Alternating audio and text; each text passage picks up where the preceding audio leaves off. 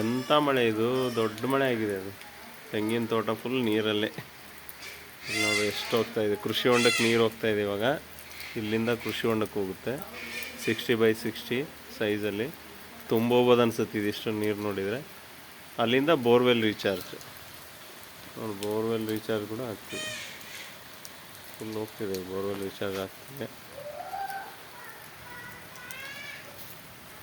ಇಂದ ಹೋಲ್ ಇದೆ, ಆ ಕಡೆ ಹೋಗುತ್ತೆ.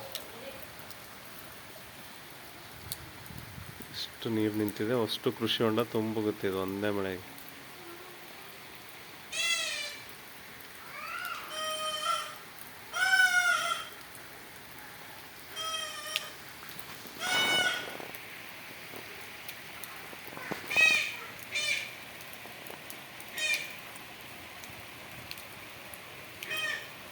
ಸಿಕ್ಕಾಪಟ್ಟೆ ಇದೆ ನೀರು.